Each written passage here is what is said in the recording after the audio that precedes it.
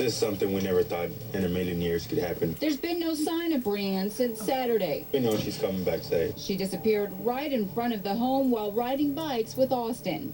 Dressed in a pink top and pink shorts, her hair in pigtails. Most of the time I was outside with her. That time I was cooking. It's about finding this one little child. More than 200 people were searching near Zenith on the ground. There were helicopters over the air, people knocking on doors, handing out flyers. Police found several pieces of potential evidence in this area south of Zenith. I feel like anytime they're going to come and tell me that they found her. They are testing the pieces for DNA and believe the items could be linked to Breeann.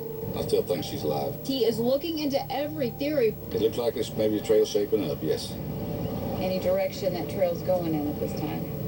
In circles. That's why he isn't releasing specifics about the 3 items they've discovered. I just wish she'd come home safely.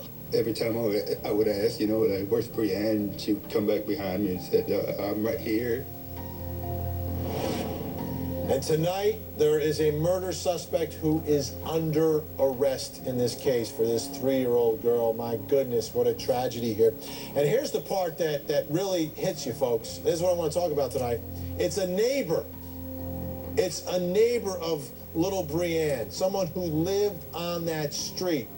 I'm going to read for you right now the probable cause affidavit. It's a little bit shocking. There's the man, Sean Morgan, a neighbor of Breeann, lives on that street. The Rodriguezes moved there for a reason. They lived on that street for a reason, because it was supposed to be safe. A dead-end street. Here's the probable cause affidavit. Morgan stated that on Saturday, August 6th, he discovered a Mexican female standing on a ladder at the pool in his backyard. Morgan states that he went to the girl, grabbed her, and carried her inside his house. Morgan then suffocated the girl using a white plastic trash bag. Morgan states he felt like it took an hour for the girl to die. Morgan then places the body in the same trash bag, drives to the floodway ditches on Missouri Highway 164, where he then disposes of the body by throwing her over the railing. Morgan also added that he dismantled the bicycle that the girl had ridden on earlier. Morgan later disposes of the bicycle in the same river system as the body. Think about this. This is not some creepy person coming into your neighborhood on your street. This is one of your neighbors doing it. I mean, this is a street. If we could take a look at it, if we have the aerial photo of this street, we could take a look at this street. It's a street of about 26 homes. That's all it is. It dead ends at the end. There's where the suspect's house is. There's where Breeann's house is. Look, it's surrounded by fields there, folks. It's a nice little quaint neighborhood where everyone's supposed to be, looking out for each other. Other surprising part here, this man who's under arrest. Hey, take a ride down the street. Take a ride. Hey, we'll take a ride down the street. Picket fence on the right. Look at this. These are just homes. It's a dead end. Mr. Rodriguez, I spoke to him the other day. He said, I came here because there's no crime.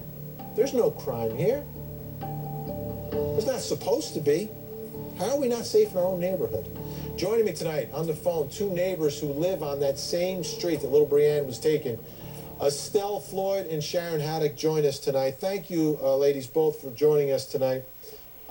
Sharon, I'll begin with you. This town of Zenith seems like a nice, quiet town. The street that you guys live on looks like a nice little street where, everyone kind of knows each other a little bit, but did you really know this man, Sean Morgan, at all? I knew him when he was a little boy. I haven't, been around him as an adult. We raised 2 children on this street, and we never worried about anything like this happening, never. So you knew Sean growing up as a little boy?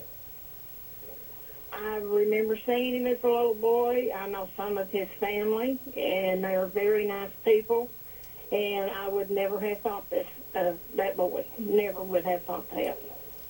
Estelle Floyd, also on the phone, also from Zenith, also living on that street. Estelle, first of all, your reaction to find out what has happened to that little girl, Breeann. and the suspect in the case being one of your neighbors, one of her neighbors. There's only, there's 20 some odd houses on that street, 20 families. Your thoughts tonight, Estelle? Well, you would never think. All these neighbors are all just neighbors. I mean, they do anything for anybody at any time. And this was such a shock that we just all cannot comprehend what is going on. I said, I'm 90 years old, and I've never seen anything like this in a town that has turned out the way our little town has at this of helping. It has touched the hearts of everybody in this town. I don't know. Go ahead, Estelle. I'm sorry. I don't know the boy. I know part of the family. But I've lived in this area for 89 years. I'm 90 years old, and I was 1 year old when I moved to this out in this county, and I've never heard of anything like this before. Sharon, how about the reaction to finding out that it is a neighbor? Because, when I first heard of this story and I spoke with Breann's dad, I was thinking it was some stranger that came down your street, some stranger that may have come to your neighborhood, but it's somebody who lived there 5 houses away from Breann. Your reaction just to that fact? Oh, that was so shocking. I mean, it's just beyond belief that anybody, even in the whole town, could have done this, but now anybody on this street, you think you know your neighbors, but you don't know them as well as you think you do. I would have never have dreamed this in a million years. And it is so sad for little Breann and her family, and also for the Morgan family. Estelle, you said you've been there 89 years. What happened here change the way that either you live or you think about this nice little town and this nice little street? Well, it'll make me be more aware, and I guess I have always felt safe here, but now that my feeling is that I might not feel so safe, I don't know. I hope I can still continue to live by myself and see the people as I see them, and all these people are nice people. I thought they all were. I had no idea there was anything like this going on in anyone like this in our street or in the town or anywhere around close. Tragic ending to all this, folks. And right now there's a murder suspect under arrest, someone from the neighborhood. That's what we're talking about tonight. Hey, if you want to stay on top of this story and all the other ones that we're following here, follow me on Twitter. @VinnyPolitan is the address. We'll give you all the details as they come up. Coming up, I want to hear from you.